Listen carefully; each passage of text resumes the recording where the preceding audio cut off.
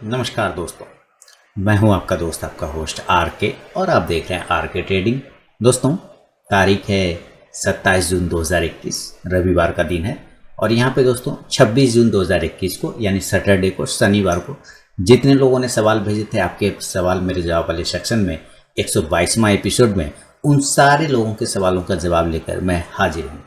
122वां episode यानी 122 episode successfully चलता हुआ आप लोगों के सवालों का जवाब कंटिन्यू देता हूं। हर सैटरडे को आप लोग भेजते हैं, मैं संडे को वीडियो बना के जवाब देता हूं। तो उसमें बहुत सारे क्वेश्चन आते हैं जो साइकोलॉजी रिलेटेड होते हैं, कुछ टेक्निकल रिलेटेड होते हैं, कुछ टारगेट स्टॉप लॉस रिलेटेड होते हैं। बेहतरीन सवाल, बहुत आज अभी तक मुझे ऐसे बहुत कम सवाल मिले जिनको मैं कह सकूं कि वो सबसे बेहतरीन सवाल है। बहुत रेयर ऑफ द रेयरेस्ट में एक आध सवाल बहुत ऐसे मिलते हैं जो लगे कि हाँ यहाँ पर कुछ समझाने को भी मिलता है। नहीं तो मैक्सिमम लोग क्या पूछते हैं, target and stop loss, target and stop loss, है ना। और अगर आप उससे अदर हट के पूछते हैं तो क्या पूछते हैं, how do you select stocks for intraday, बस वो डायरेक्ट, और बेस्ट टाइम फ्रेम, इस टाइप के ये कॉमन क्वेश्चन होते हैं जिसके जवाब मैं अक्सर अपने चैनल पे बहुत सारी वीडियो बना के ऑलरेडी दिया हुआ। सवाल कुछ ऐसा होना चाहिए ना जिससे सीखने और समझाने का भी मौका मिले, खुद भी सीखूं मैं उस सवाल का जवाब देते हुए, और समझाने का भी मौका मिले। हालांकि लोगों के अपने अपने सवाल होते हैं, अलग अलग सवाल होते हैं, लोग भेजते हैं क्योंकि उनकी नीड है, ज़रूरत है वो, तो मैं कोशिश करता हूँ उनके उन सवालों का जवाब दे सकूँ। उसके बिहाफ में जो लोग सवाल नहीं भेजते हैं उनसे भी रिक्वेस्ट रहता है कि वो पूरा वीडियो देखें, तो उनके भी सवालों का बहुत सारा जवाब यहाँ पे मिल जाएगा अगर आप पूरा वीडियो देखते हैं। तो चलिए देखते हैं, सवालों को सिलसिला शुरू करेंगे। 122वां एपिसोड, और जिन लोगों ने रूल के हिसाब से भेजा है अपना सवाल, जो यहाँ पे मैंने रूल लिखे हुए, उन लोगों के सवाल सेलेक्ट हुए, बाकी लोगों के सवाल रिजेक्ट हो गए। तो चलिए बढ़ता हूँ, सबसे पहला सवाल लेता हूँ, देखता हूँ किनका सवाल है।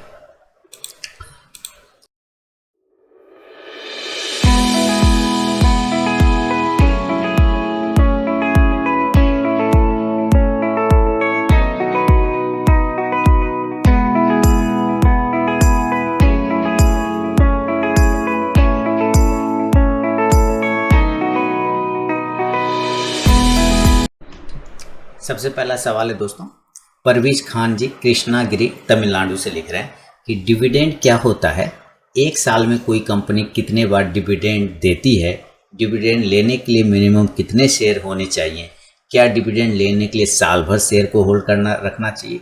देखिए, सबसे पहली बार डिविडेंड क्या होता है। डिविडेंड दो हिस्सों में, दो वर्ड से बना है। क्या, डिवाइड प्लस इंड। क्या होता है, डिवाइड प्लस इंड, अगर दोनों को करेंगे, जोड़ेंगे तो बनेगा डिविडेंड। हालांकि इसका आंसर मैंने पहले भी दिया है, पहले भी किसी ने पूछा था तो मैंने बताया था। तो डिवाइड प्लस इंड यानी कि किस में डिवाइड करना है। आप कोई भी कंपनी चला रहे तो आपको जो प्रॉफिट हो रहा है उन सारे में से, खर्चों में से, जो कंपनी चलाने में जो खर्च हुआ सब काटने के बाद जो हाथ में प्रॉफिट बचा, उस प्रॉफिट को डिवाइड करते हैं लास्ट में, किस में, तो अपने शेयर होल्डर में, यानी लाभ अपने प्रॉफिट, कंपनी के प्रॉफिट में से अपने शेयर धारकों को भी कुछ हिस्सा देते हैं, उसको कहते हैं डिविडेंड।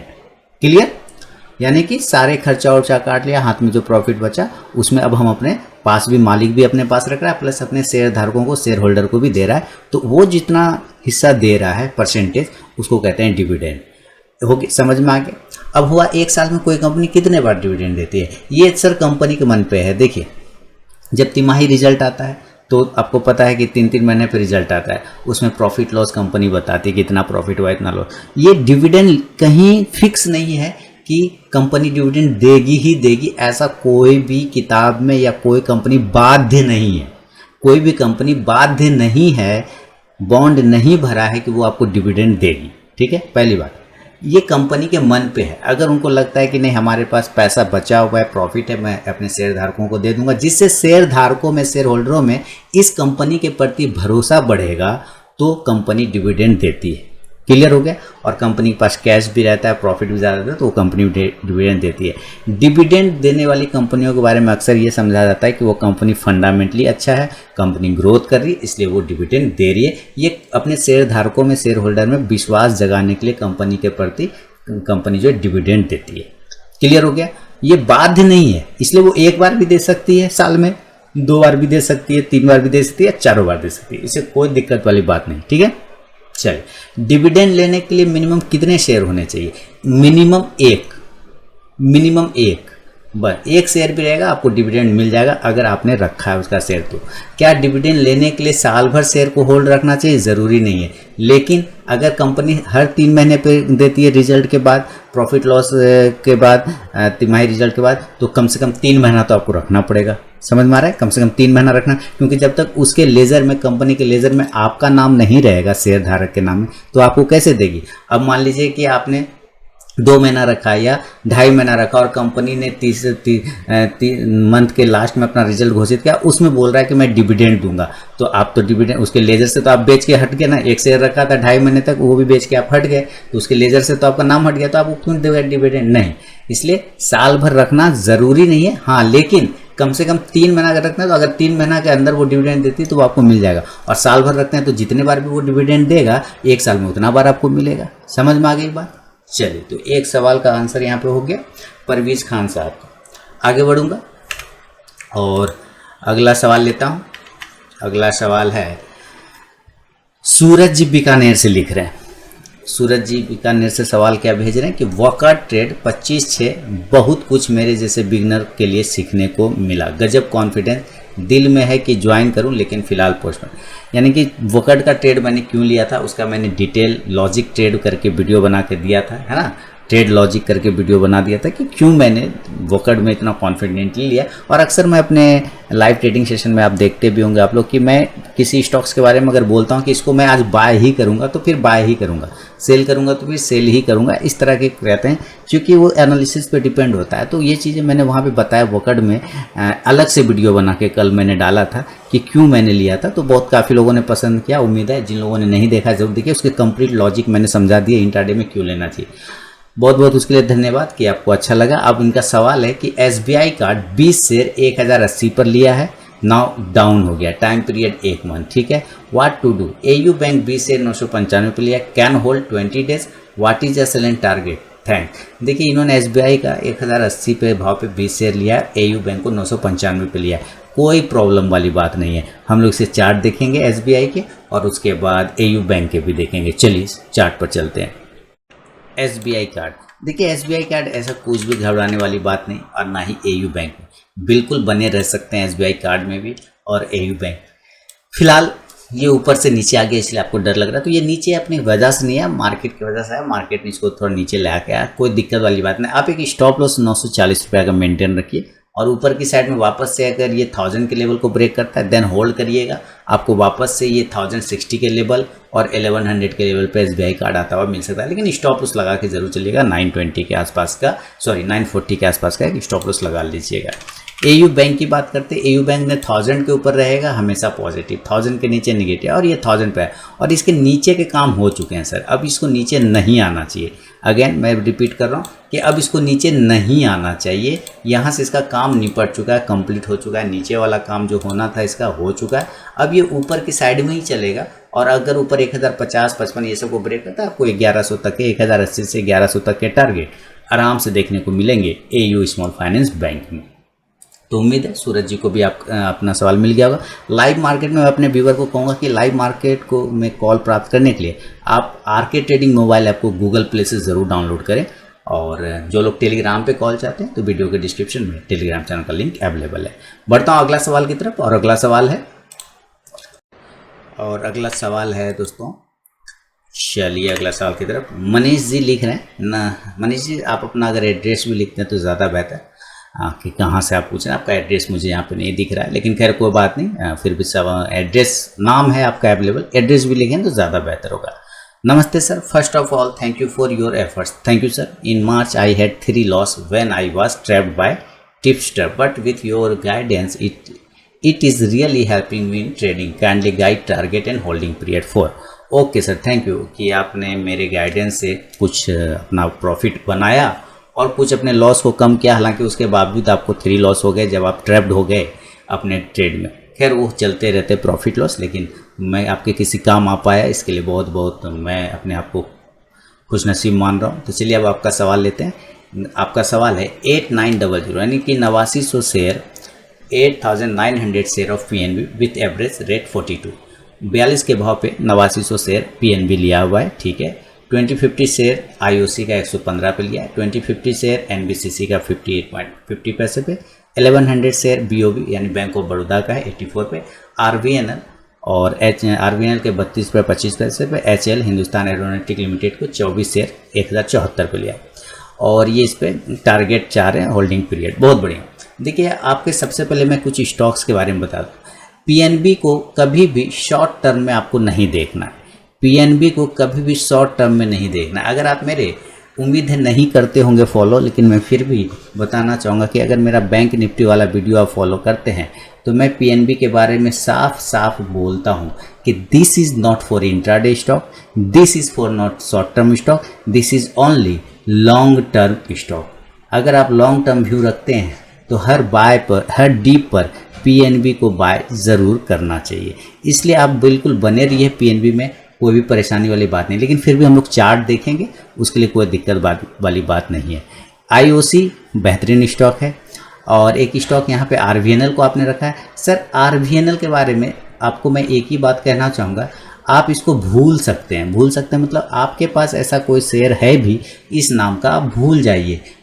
अगले 5 साल के लिए इसको भूल जाइए, आपको ये बहुत अच्छा रिटर्न बना के दे सकता है आरवीएनएल फिलहाल।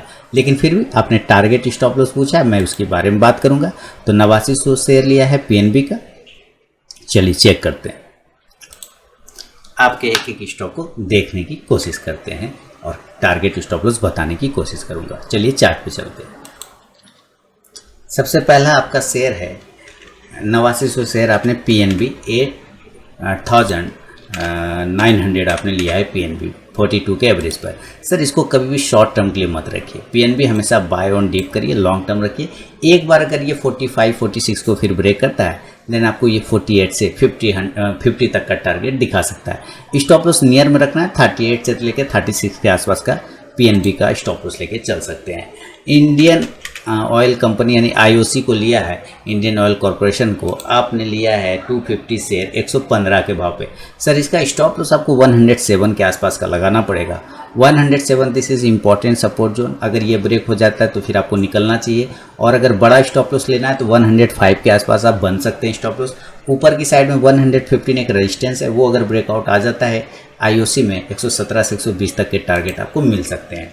अगला शेयर है एनबीसीसी का आपके पास और वो आपने 58 रुपये 50 पैसे पे लिया है 250 शेयर। तो इस पे भी हम लोग देखेंगे। एक स्टॉप लॉस एनबीसीसी का 51 का लगाइए, 50 से लेके 51 का एनबीसीसी का स्टॉप लॉस लगाइए। ऊपर की साइड में 57 से 58 को अगर ये ब्रेक करता है देन 60, 62 और 64 के टारगेट एनबीसीसी में आपको मिलेंगे।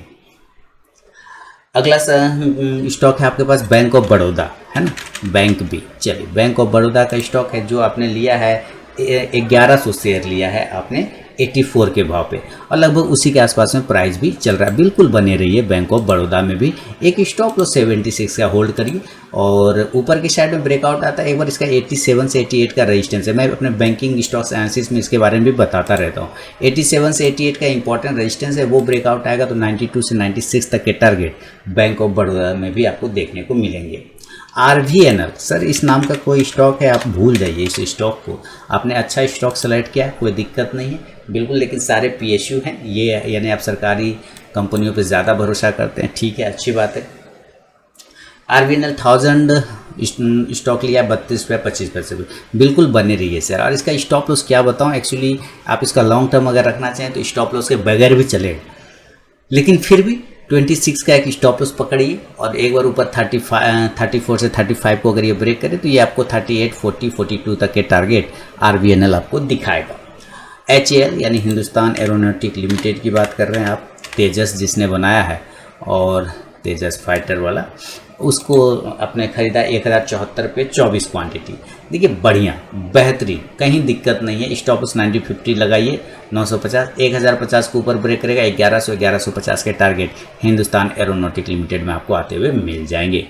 तो ये मेरा व्यू है आपके इन सवालों पे मनीष जी। उम्मीद करता हूँ कमेंट करेंगे, फीडबैक जरूर देंगे वीडियो के कमेंट सेक्शन में। आगे बढ़ूँगा, अगला सवाल लेता हूँ और अगला सवाल है विवेक कुमार जी अमृतसर पंजाब से लिख रहे हैं, अगला सवाल भेज रहे हैं। आपसे पिछली वीक मैंने पुट के बारे में पूछा था, तो उसके बिहाफ पर 15,000 का सितंबर का पुट बाय किया है 2 लॉट।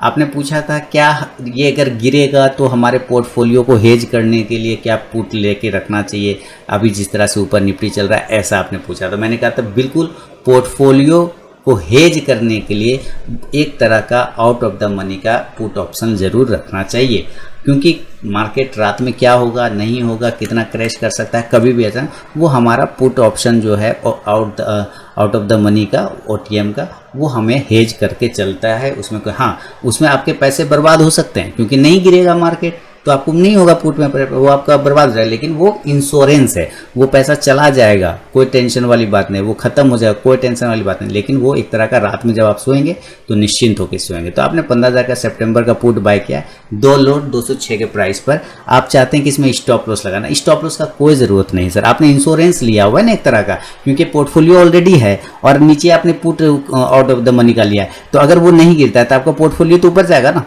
फिर इसको स्टॉप लॉस लगा के क्या करेंगे, कोई फायदा नहीं। पोर्टफोलियो नीचे गिरेगा तभी ये ऊपर जाएगा, अनसर्टेनली अगर कुछ होता है तो, इसलिए आउट ऑफ द मनी का लिया, बहुत अच्छा है, ये पोर्टफोलियो को बचाने का प्रोसेस होता है। ठीक है सर।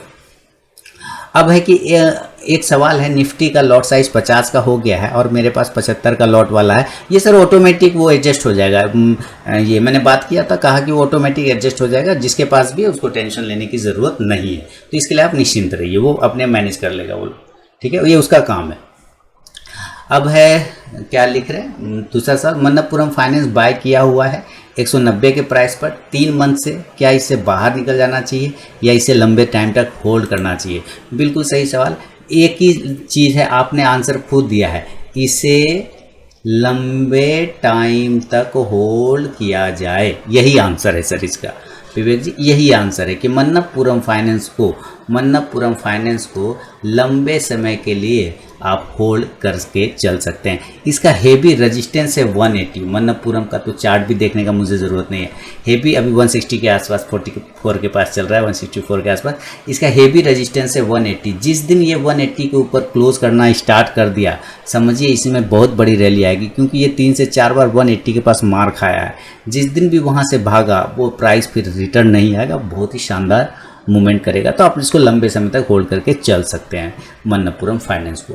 तो उम्मीद है आपका आंसर आपको मिल गया होगा विवेक जी। आगे बढ़ूंगा और अगला सवाल लेते हैं। अगला सवाल है, उमेश कुमार जी झारखंड से लिख रहे हैं कि एक्सिस बैंक 754 रुपये 70 पैसे पे लिया, RVNL 22 रुपये 70 पैसे पे, महाकॉर्प 77 पैसे पे, हैवल्स 1025 पर, मार्क्सवाइन फार्मा 7380, मोर पैन लैब 5883, सेल को लिया 125 रुपये 88 पैसे पे, स्पाइस जेट को 81 रुपये 19 पैसे पे शॉर्ट टर्म नेम। सर ये आपने यहाँ पे एक अच्छा चीज़ लिखा है उमेश जी, इसको दिल पे नहीं लेना है, लेकिन थोड़ा समझने की कोशिश करना है। देखिए आपने सवाल तो लिखा है ना, पर मुझे सवाल पूछा कहाँ सर? आप ज़रा सोचिए, क्या आपने मुझे कुछ पूछा है? टारगेट, स्टॉप लॉस, व्यू, ऐसा कुछ भी पूछा है? तो आप यहाँ पे कहीं भी आपने लिखा तो नहीं, आपने नहीं लिखा। आपने सीधा सीधी मुझे अपने स्टॉक्स के नाम बताए, यानी आपने ये मुझे बताया है, तो आपको मैं मुबारकबाद दूंगा कि आपने बहुत स्टॉक सेलेक्ट करके रखा हुआ अपने लिए अपने पोर्टफोलियो में। मैं अगर कहूँ तो मैं इसको फॉलो नहीं करता। महाकॉर्प ये कौन है ये मुझे पता नहीं, ये पेनी स्टॉक है, पेनी स्टॉक मैं फॉलो नहीं करता। मैं स्टॉक्स बता देता हूँ ऐसे, एक्सिस बैंक बिल्कुल होल्ड करके चलिए, 761-62 के ऊपर क्लोजिंग कर रहा है और उसके ऊपर अब इसका मूवमेंट स्टार्ट हो चुका है। स्टॉप लॉस इसमें 740 रुपये का आप एक्सिस बैंक में लगा लीजिए, ऐसे ही बता दूंगा आपको। RVNL देखिए यहाँ पे ऐसे बिना चल, क्योंकि याद है ना प्राइस RVNL, इसको अभी मैंने RVNL का आंसर दिया था मनीष जी का, इससे मनीष जी आप भूल जाइए, मनीष जी थे ना, मनीष जी शायद जी, तो उनको बताया था कि भाई RVNL आप भूल जाइए, कोई ऐसे परेशानी वाली बात नहीं है, आप इसको बिल्कुल होल्ड करिए लॉन्ग टर्म के लिए RVNL को। महाकॉर्प मुझे पता नहीं, इसको नहीं करेंगे। हाँ, हैवल्स बिल्कुल अभी नज़र रखिए, हैवल्स पे 1025 पे लिया है, अच्छा स्टॉक्स है, लॉन्ग टर्म के लिए रखिए, सही है। आपने कुछ पूछा नहीं है सर, लेकिन मैं आपको अपने तरफ से बता दे रहा हूँ। हैवल्स को बिल्कुल आप स्टॉप लॉस 950 रुपये का, अभी चलिए हम लोग एक बार चार्ट बस हैवल्स को देख लेते हैं, और अगर बढ़िया से आप लिख देते हैं ना उमेश जी की क्या जानना है, तो एक्चुअली क्या है ना सर, मुझे उतना मतलब फास्ट मेरा है नहीं, ऊपर का, समझ रहे ना। तो आप जब तक बताएंगे नहीं ना मुझे कि क्या पूछना है आपको, तब तक मैं नहीं समझ पाता हूँ। आप एक बार लिख देते तो ज़्यादा है। फिर मैं कोशिश करता हूँ अपने मोटा बुद्धि से ये समझ के कि आप शायद स्टॉप लॉस पूछ रहे होंगे या टारगेट पूछ रहे होंगे। तो एक्सिस बैंक का मैंने आपको बता दिया, 780 से लेके 800 का टारगेट एक्सिस बैंक में हुआ, 740 का स्टॉप लॉस लगे। आरबीएनएल को लॉन्ग टर्म रखिए, कोई दिक्कत वाली बात नहीं। महाकॉर्प को मैं देखता नहीं। हैवल्स, मार्क्सन फार्मा, हाँ स्पाइसजेट लॉन्ग टर्म रख लीजिए। सेल 125 पे लिए 131 पे चल रहा है। टारगेट 135 से 140 के आसपास का सेल का टारगेट होगा। और हैवल्स बच गया, स्पाइसजेट शायद इसी के आसपास चल रहा है, 83-84 के आसपास। फिर भी हैवल्स और स्पाइसजेट, मार्क्सन फार्मा, ये सब स्टॉक्स चलिए चेक कर लेते हैं। तो हैवल्स 1025 रुपया 95 पैसे पे आपने लिया और 1000 के आसपास का ही चल रहा है। एक स्टॉप लॉस लगा लीजिए 970 में, वही बोल ही रहा था। 970 से 65 के आसपास का एक स्टॉप लॉस लगाइए। ऊपर की साइड में जो इसका रेजिस्टेंस जोन है वो 1010, अगर वो ब्रेकआउट आता है तो 1025 से 1050 तक के टारगेट आपको आराम से हैवल्स में मिलेंगे। मार्क्सन्स फार्मा ऑलरेडी मैंने दिए हुए हैं इसके कॉल। मार्क्सन्स फार्मा के एक तो टारगेट भी आया हुआ था मार्क्सन्स फार्मा का, फिर से चेक कर लेते हैं। और कहाँ बिल्कुल सारा काम ऊपर का फिनिश हुआ है। मार्क्सन्स फार्मा 73.80 पे आपने लिया, यानी कि 74 रुपये के आसपास लिया है। बहुत अच्छा काम है। स्टॉप लॉस लगा लीजिए 84 के आसपास का और होल्ड रखिए। 84 का स्टॉप लॉस लगाइए। 92 को ब्रेक करेगा, 96 से 100 तक का टारगेट जा सकता है। अगर ये 92 को ब्रेक करेगा तो स्टॉप लॉस फिलहाल 84 का लगा के आप चल सकते हैं। और इसके अलावा आपने लिया है मोरपैन लेबोरेटरीज, है ना। तो मोरपैन में शायद सही लिख रहा हूँ। अच्छा ओके, ये ऐसे होगा मोरपैन।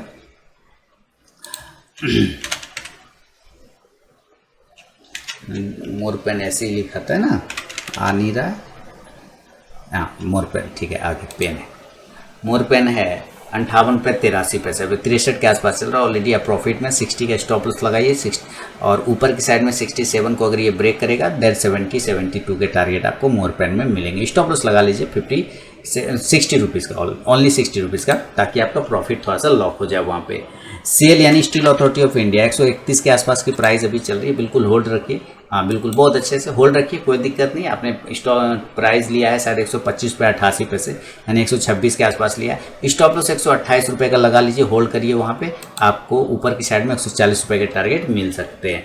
इसके अलावा आपने जो लिया है वो है स्पाइसजेट का एक स्टॉक है आपके सामने पास में, जो 81 रुपये के आसपास में आपने लिया है। तो एक 81 रुपीज़ के आसपास में लिया है और 78 पे चल रहा है। स्टॉप लॉस 72 का लगाइए। ऊपर इसके 82 का एक रेजिस्टेंस है, वो ब्रेकआउट आएगा देन स्पाइसजेट का टारगेट 84 से 88 तक का मिलेगा आपको देखने। तो ये है आपके इन स्टॉक्स पे, जो स्टॉक्स आपने मुझे बताया, मैं अपना टारगेट स्टॉप लॉस आपको बता दिया। अगली बार से आप और था क्लियर लिखेंगे ना तो मैं और बेहतर तरीके से कर पाऊंगा, लेकिन ऐसे आपको अपनी तरफ से मैंने कोशिश किया पूरा बता देने का। चलिए अगला सवाल की तरफ बढ़ेंगे। और शांतनु शर्मा जी ने दिल्ली से लिखा है अगला सवाल कि सर मैं इन्वेस्टर और ऑप्शन ट्रेडर हूँ, ओके, और प्रॉफिटेबल भी हूँ, ठीक है, बहुत बढ़िया। लेकिन मेरे साथ एक प्रॉब्लम है, जब मेरा ट्रेड प्रॉफिट में होता है तो मैं 1000 से 1500 रुपये में एग्ज़िट कर देता हूँ, लेकिन जब लॉस में होता हूँ तो 2500 से 3000 तक एग्ज़िट करता हूँ। मैं एक दिन में एक ट्रेड करता हूँ, आइदर प्रॉफिट और लॉस। मेरे 10 में से 8 ट्रेड प्रॉफिटेबल होते हैं, लेकिन बिग लॉस की वजह से मोर देन 50% प्रॉफिट वैनिश हो जाता है। प्लीज़ इसका कोई सॉल्यूशन बताएं। आप शायद मेरे न्यू व्यूवर हैं शांतनु जी, मैंने कई वीडियो इस पर बनाए और आपसे भी पहले बहुत सारे लोगों ने ऐसे सवाल भेजे हैं कि वो लॉस में बैठे रहते हैं, प्रॉफिट में निकल जाते हैं। तो मैंने इसका वीडियो बनाया था स्पेशल, इसी पर एक अलग से वीडियो मैंने बनाया था, मेरे चैनल पर अभी भी पड़े होंगे, कितना लॉस करके, है ना। इस तरह का एक वीडियो होगा, आप उस वीडियो को ज़रूर देखिए। और दूसरी बात, उस पर और भी वीडियो बना हुआ है, लेकिन फिर भी मैं आपको समझा देता हूँ।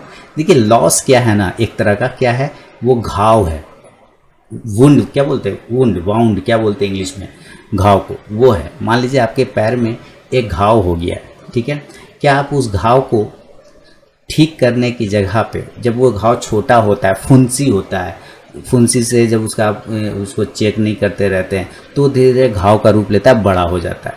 तो जब वो फुंसी था तभी आपको उसका इलाज करना था, जब वो छोटा था, है ना, तभी उसको। तो सेम यहाँ पे भी है, देखिए। और जो प्रॉफिट है, अब समझिएगा ध्यान से, वो जो आपका लॉस है क्या है, लॉस है आपको घाव, है ना, लॉस क्या है, घाव है। तो घाव का क्या करेंगे आप, इलाज करेंगे, ठीक है। और प्रॉफिट क्या है ना, वो खुशी है, खुशी है। तो आप ये समझिए कि हम लोग क्या करते हैं, उल्टा काम करते हैं। लॉस को, घाव को अपने पास में पैर में पालते रहते हैं। घाव को पालना पोसना नहीं है। जैसे ही घाव हुआ उसको तुरंत उसका इलाज करिए। जैसे ही आपका सौदा लॉस में आया उसको तुरंत कट करिए। आप इस उम्मीद में बैठे रहते हैं कि आपका सौदा घूम के ऊपर वापस प्रॉफिट दे देगा। आप इस उम्मीद में बैठे रहते हैं, है ना। तो ऐसा नहीं करना है। देखिए, ये मान लेता हूँ आपने एक ट्रेड ले लिया, जब तक आपका सौदा ग्रीन में है आप अपना स्टॉप लॉस को ट्रेल करके चलते रहिए, ठीक है। उससे निकलिए मत।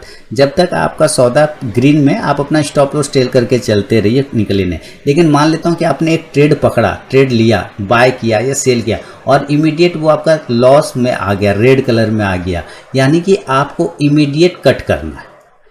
जैसे ही फुंसी हुआ तुरंत कट कर दीजिए, और जैसे ही ग्रीन में जा रहा है तो उसको स्टॉप लॉस ट्रेल करते जाइए और धीरे धीरे पीछे पीछे स्टॉप लॉस ट्रेल करके चलते चले जाइए। लेकिन जैसे ही रेड में आया, फर्स्ट टाइम ही अगर रेड में आया, जहाँ पर भी रेड में आया वहीं से कट करिए। क्योंकि अगर आपने पहला लॉस में नहीं काटा, याद रखिए, अगर आपने पहला लॉस में नहीं काटा तो अब वो लॉस आपका बड़ा होने वाला है, ठीक है। ये हमेशा याद रखिए। इसलिए जैसे ही पहले वो लॉस में चला जाएगा, जैसा ही पहली बार रेड का सिग्नल दे, लाल निशान में आपका आए, बस आप वहीं पे कट करिए। और जब तक ग्रीन में रहे आप उसको होल्ड करके ट्रेल करके चलते चले जाइए। ऐसा करिए। करने में थोड़ा तकलीफ लगेगा, करने में थोड़ा दिक्कत लगेगा कि कैसे आसानी से बता रहा हूँ, लेकिन ये करना पड़ेगा शांतनु जी, खुद से करना पड़ेगा। मैं आपका हाथ पकड़ के नहीं कराऊंगा वहाँ पे बैठ के आपके घर में या कहीं भी, कोई नहीं कराएगा। मैं क्या, कोई नहीं करा, करना आपको खुद से ही है। लेकिन याद रखिए, जैसे ही फुंसी हुआ उसका इलाज करिए। जैसे ही लॉस में गया सौदा तुरंत कट करिए। बैठे रहेंगे इंतजार में, लॉस बड़ा हो जाएगा, घाव बड़ा हो जाएगा। और जब तक खुशी मिल रही है, प्रॉफिट मिल रही है, उस खुशी के साथ आगे, खुशी कहते हैं ना बांटने से बढ़ता है। तो कैसे बांटेंगे, पीछे पीछे उसको बांटते चले जाइए, धीरे धीरे स्टॉप लॉस ट्रेल करते चले जाइए। खुशी बढ़ता चला जाएगा, प्रॉफिट बढ़ता चला जाएगा। इस चीज़ को समझिए सर आप, ठीक है। तो उम्मीद करता हूँ ये थोड़ी सी चीज़ें आपको ज़रूर हेल्प करेगी। अब आगे आता हूँ आपके सवाल पे कि SBI कार्ड का IPO परचेज होल्ड है। एकदम होल्ड रखिए, कोई दिक्कत नहीं, एग्जिट नहीं करिए, बिल्कुल होल्ड रखिए, कोई प्रॉब्लम वाली बात नहीं है। SBI कार्ड में बिल्कुल बने रहिए इसमें।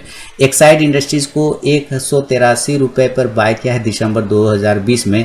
No movement in price, okay, कोई मूवमेंट नहीं हो रहा है इनका। परमागन बाउट किया है, यानी खरीदा 116 रुपये पर, होल्ड और एग्जिट करना है। और रैकली गियर है या रैली गियर है सर, फिर भी देखेंगे हम लोग।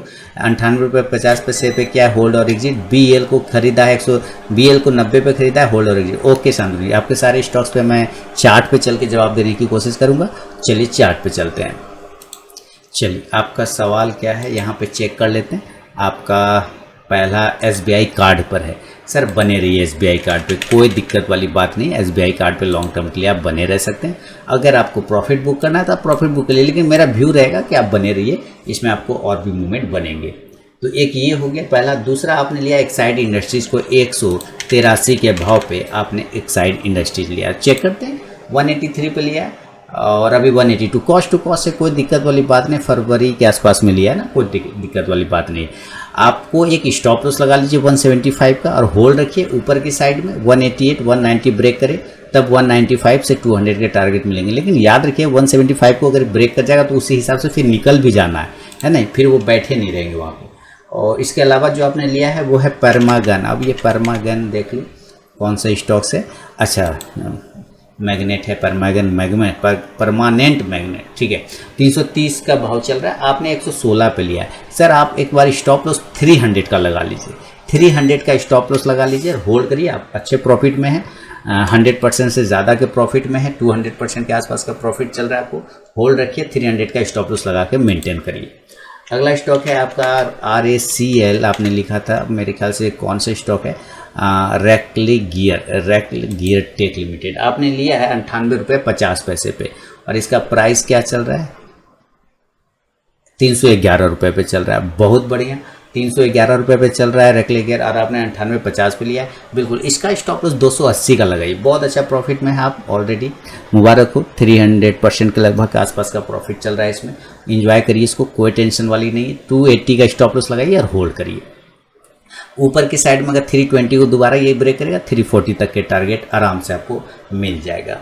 BEL को आपने लिया हुआ है तो सर BL 90 भाप लिया। BL तो अभी ब्रेकआउट पे ब्रेकआउट दे रहा है, क्या टेंशन है BL में, आराम से रहिए BL में। बनी देखिए शानदार जा रहा है जवान, भागते चला जा रहा है। आप स्टॉप लॉस 160 का मेंटेन कर लीजिए, 160 का मेंटेन करिए, होल्ड करिए 160, आप बने रहिए, कहीं दिक्कत वाली बात नहीं है। बहुत अच्छा प्रॉफिट में आप इंजॉय करिए प्रॉफिट को। स्टॉप लॉस को ट्रेल करते चले जाइए, वही पीछे पीछे खुशी के साथ धीरे धीरे खुशी को बांटते जाइए, आगे ऊपर की साइड में आपका प्रॉफिट खुशी बढ़ता जाएगा। जहां पर फर्स्ट टाइम में वो खुशी को काटेगा निकल जाएंगे, स्टॉप लॉस खत्म, बात खत्म, प्रॉफिट बुक करके बाहर, सिंपल सी बात है। ठीक है, चलिए उम्मीद करता हूँ आपके सवालों का जवाब मिल गया होगा। फीडबैक देना बिल्कुल ना भूलें।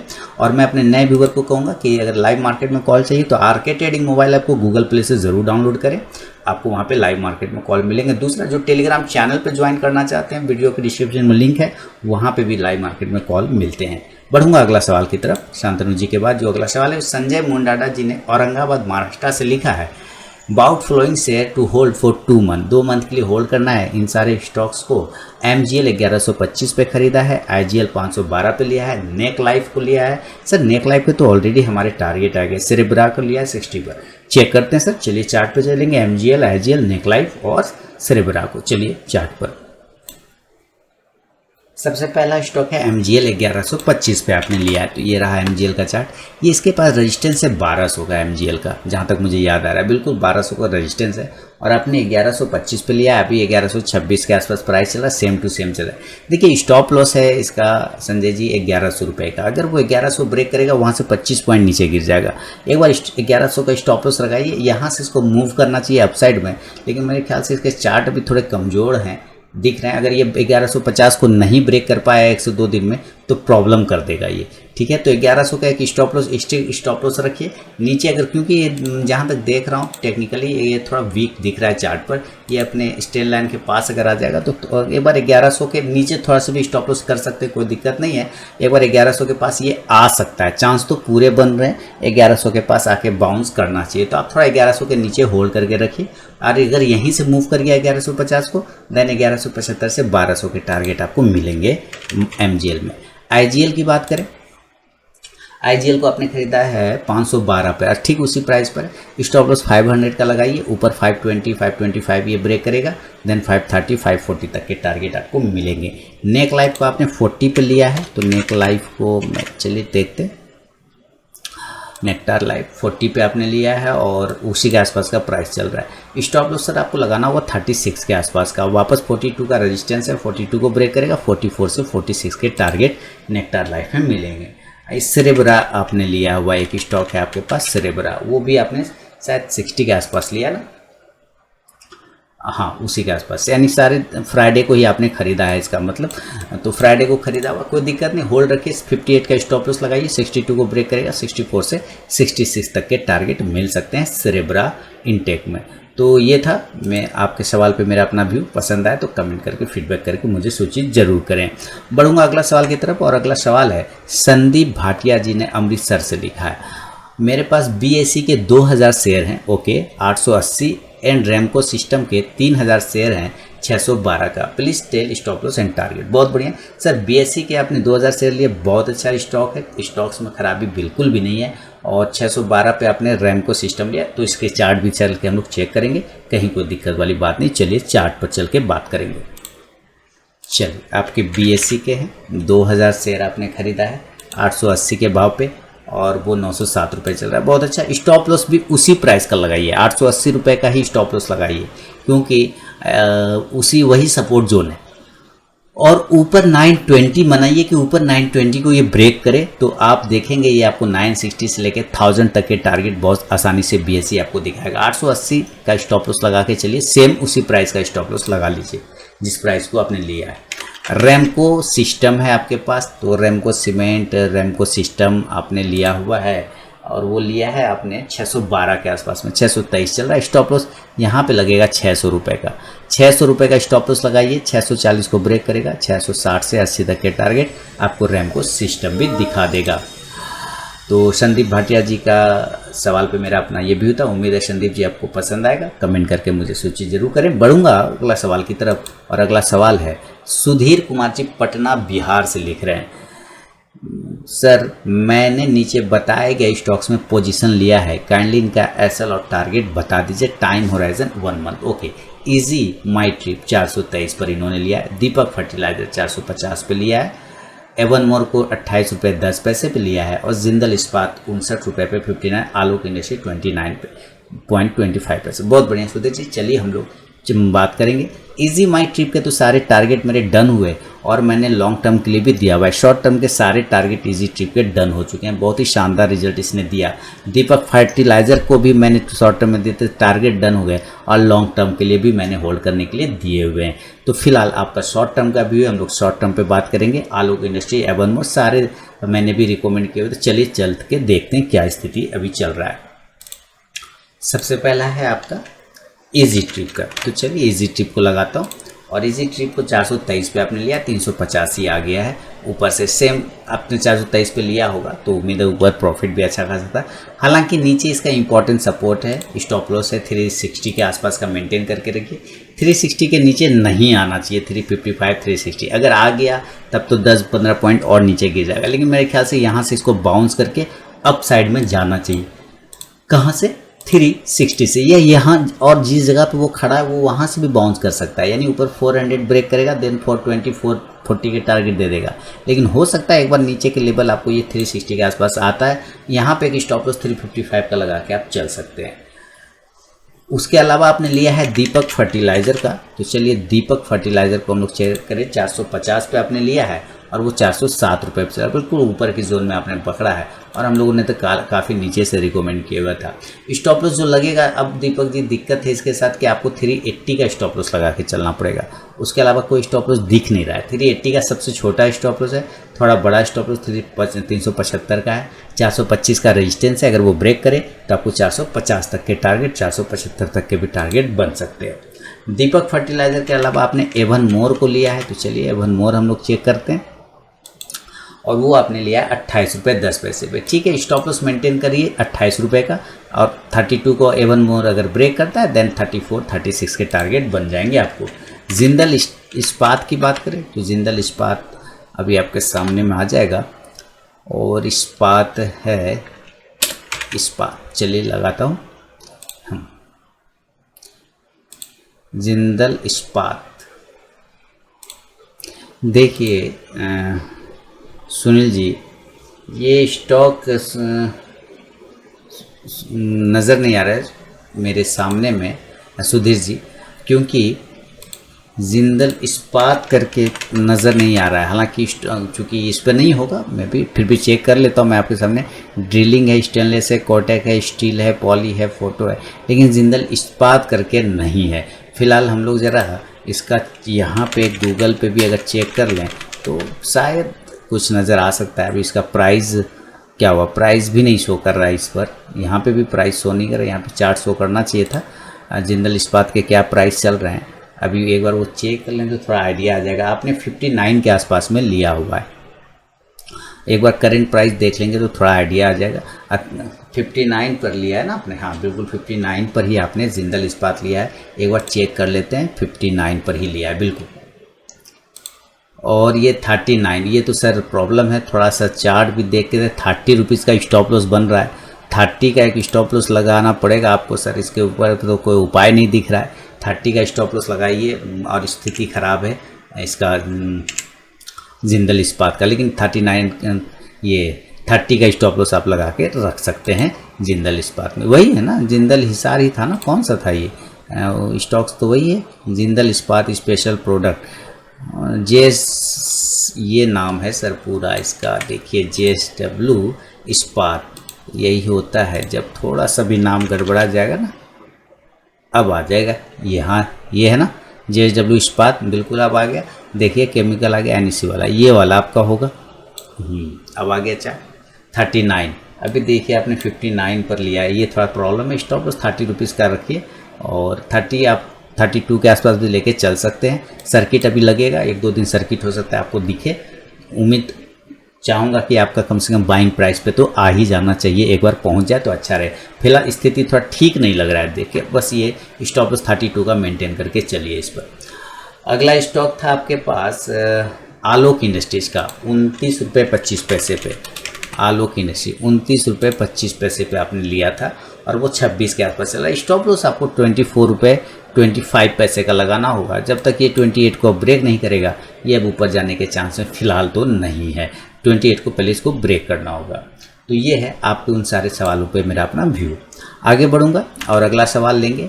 सुनील शर्मा साहब बलिया यूपी से लिख रहे हैं कि वरुण बेवरेजेस को 828 पर बाय किया है, स्टॉक स्पिल्ट पर बाय किया है, short term 1 year long term level कहाँ तक? बिल्कुल वरुण बेवरेजेस ने 828 पर लिया आपने, कोई दिक्कत नहीं है सुनील जी, बने रहिए, ठीक है। स्पिल्ट होने पे भी लिया, कोई दिक्कत वाली बात नहीं है।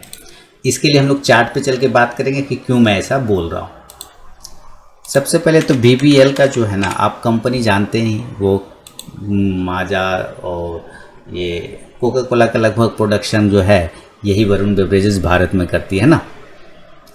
पेप्सिको का लगभग वही माजा ताजा सब यही बनाती है ना। एक बार वो रिमाइंड कर लूँ, वरुण बेवरेजेस, बिल्कुल वरुण बेवरेजेस, इसके वेबसाइट पे भी चलेंगे, बिल्कुल वही है।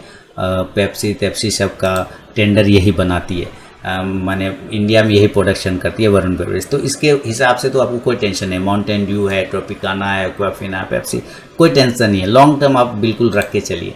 अब है कि यहाँ स्पिल्ट हुआ आपने लिया, कोई दिक्कत वाली बात नहीं है। स्टॉप लॉस लगाना है तो लगाइए, नहीं लगाना है तब भी ठीक है। एकदम इस स्टॉक में मैं यही बोलूँगा, लगाना है लगाइए, नहीं लगाना है तब भी ठीक है। लेकिन चूँकि गार्ड लेके चलना चाहिए, सिक्योरिटी लेके चलना चाहिए। तो एक बार स्टॉप लॉस आप जो है ना थोड़ा बड़ा स्टॉप लॉस 650 रुपये के आसपास का लगाइए। मेरे ख्याल से ऊपर 750 को अगर वरुण बेवरेजेस ब्रेक करता है, गर्मी का सीज़न है ना, अभी आपको खूब ठंडा पीने को मिलेगा, अभी मस्त पिएगा लोग, ठंडा वंडा पूरा पिएगा, टेंशन नहीं लेना है। 750 के ऊपर निकलता है वापस से 825 तक के टारगेट आपको वरुण बेवरेजेस आपको आराम से सुनील जी दिखा देगा। तो कोई दिक्कत वाली बात नहीं है। तो लगभग जो है उम्मीद है कोई सवाल, हाँ सारे लगभग आ गए हैं और ये सुनील जी का अंतिम सवाल था। तो उम्मीद है आपके सवाल मेरे जवाब का 122वां एपिसोड आप लोगों को काफ़ी पसंद आया होगा। जिन लोगों ने रूल के हिसाब से भेजे उनके सवालों को सेलेक्ट किया गया, बाकी सवाल रिजेक्ट हो गए। नेक्स्ट सैटरडे फिर से आप सवाल भेज सकते हैं अपना और मेरा जवाब जानने के लिए। और लाइव मार्केट में कॉल प्राप्त करने के लिए आरके ट्रेडिंग मोबाइल ऐप को जरूर डाउनलोड करें। अगर ये मेरा मेहनत आपको पसंद आता है तो कमेंट में मुझे फीडबैक देकर ज़रूर बताएं। मिलूंगा नेक्स्ट वीडियो में, तब तक के लिए बहुत बहुत धन्यवाद।